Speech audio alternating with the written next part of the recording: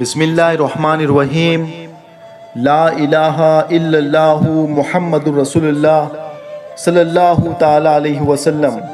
السلام علیکم میرے پیارے عزیز دوستوں اور بزرگوں، آج کا ہمارا عنوان ہے پیری و مریدی کا سلسلہ خدا تعالیٰ سے شروع ہوا ہے۔ وَإِذْ قَالَ رَبُّكَ لِلْمَلَائِكَةِ إِنِّي جَاعِلُكُمْ فِي الْأَرْضِ الْخَلِيفَةَ، اور کہا رب نے کہ اے فرشتوں، میں بنانے والا ہوں زمین پر میرا ایک خلیفہ۔ پیارے عزیز دوستوں اور بزرگوں، آدم اللہ تعالیٰ کے پہلے خلیفہ ہے۔ آئیے اہل تصوف حضرات دیکھیے کہ یہ پیری و مریدی کا سلسلہ کہاں سے روشن ہوا ہے۔ یہ سلسلہ خود اللہ تعالیٰ سے شروع ہوا ہے، اور اللہ تعالیٰ خود اپنے قدرت سے آدم کو بنایا ہے، اور آدم کو خود اپنی صورت دے کر اس کو دیکھا تو آدم بہت ہی خوبصورت اور مکمل اور کامل ہستی نظر آیا۔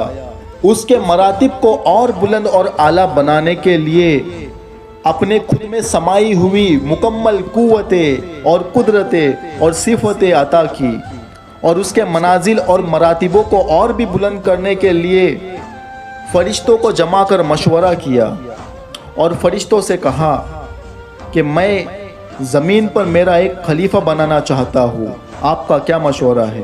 تو فرشتوں نے اپنی کم علمی کی وجہ سے آدم کی حقیقت کو مکمل نہ جانتے ہوئے کہہ دیا کہ ہم تیرے عبادت کے لیے ہمیشہ سے ہی تیار ہیں میرے مولا، ایک لمحہ بھی ناگا کیے بغیر تیری عبادت کرتے ہیں۔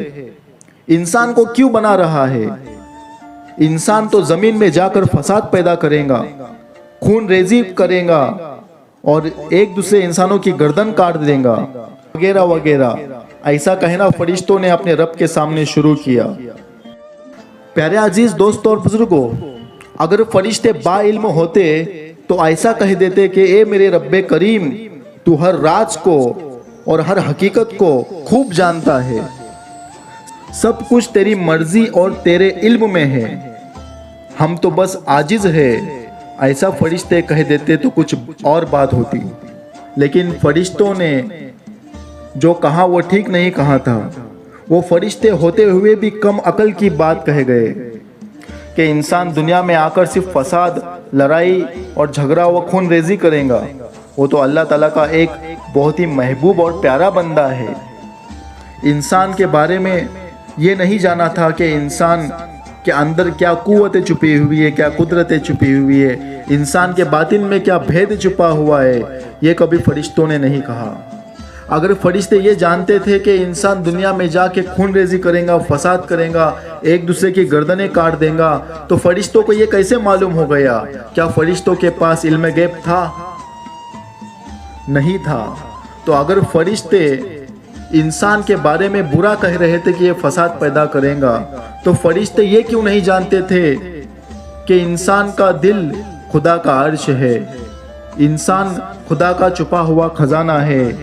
اللہ سبحانہ و تعالیٰ نے فرمایا ہے الانسان سری وانا سرہ، کہ میں انسان کا خزانہ ہوں، انسان میرا خزانہ ہے۔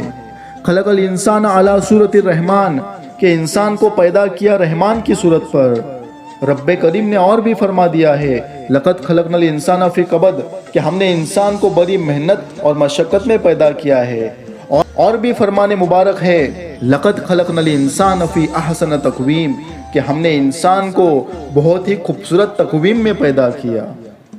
اگر فرشتے جانتے تھے کہ انسان دنیا میں جا کے فساد پیدا کرے گا، تو فرشتوں کو یہ راز کیوں نہیں معلوم تھا کہ انسان کے باطن میں خدا جلوگر ہے، خدا کی تجلیات ہے، خدا کا نور ہے، انسان کا دل خدا کا عرش ہے۔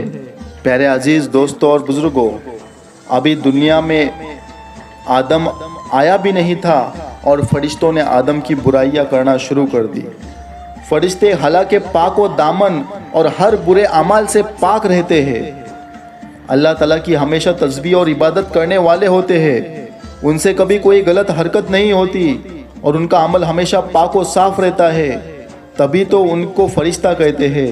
یعنی ان کی سوچ میں، ان کے کلام میں، ان کے عمل میں اور ان کے مشوروں میں پاکی ہی پاکی ہوتی ہے، اس لیے تو اسے فرشتہ کہتے ہیں۔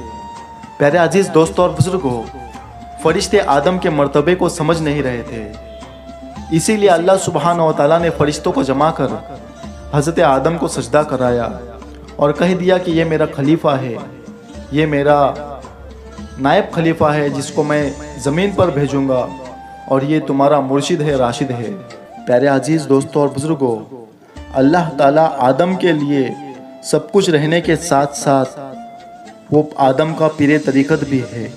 اس نے آدم کو طریقت دے کر اپنا خلیفہ بنایا ہے، آدم کے ہاتھ میں ہاتھ دیا ہے، اور آدم کے ہاتھ کے اوپر اللہ کا ہاتھ ہے۔ آدم کے دل کو اپنا گھر بنایا ہے، آدم کے نفسوں میں سمایا ہوا ہے۔ آدم کا دیکھنا اور سننا اسی کا دیکھنا اور سننا ہے۔ آدم کو اپنا تصور دیا ہے اور کہا ہے مجھ کو دیکھتے ہوئے اپنی عبادت کیا کرو۔ آدم نے اپنے پیر طریقت کو سجدہ کیا ہے، آدم کو پیالہ دیا ہے، آدم کو اپنی صورت دیا ہے۔ آدم کا کہنا میرا کہنا ہے، وہ نہیں کہتا میں ہی کہتا ہوں، یہ رب کا فرمان ہے۔ آدم میرا خلیفہ طریقت ہے، انی جاعلکم فی الارض خلیفۃ اللہ، الغرض وجہ الانسان وجہ الرحمن۔ جس کسی کو مجھے دیکھنا ہے وہ میرے خلیفہ طریقت کو دیکھ لے۔ پیارے عزیز دوستوں اور بزرگوں، اللہ تعالیٰ سب کچھ ہے، وہ پیر طریقت بھی ہے، اور آدم کو اللہ تعالیٰ بہت کچھ دینے کے ساتھ ساتھ آدم اللہ تعالیٰ کا بندہ بھی ہے اور مرید بھی ہے، اور خلیفہ طریقت بھی ہے۔ خلیفہ کو دیکھنا مرشد کو دیکھنا ہوتا ہے۔ مخلوق اللہ تعالیٰ کے بندے ہے اور اسی کے ہی مرید ہے اور اسی کے ہی خلیفہ ہے، کیونکہ یہ پیری مریدی کا جو سلسلہ شروع ہوا ہے وہ حضرت آدم سے شروع ہوا ہے۔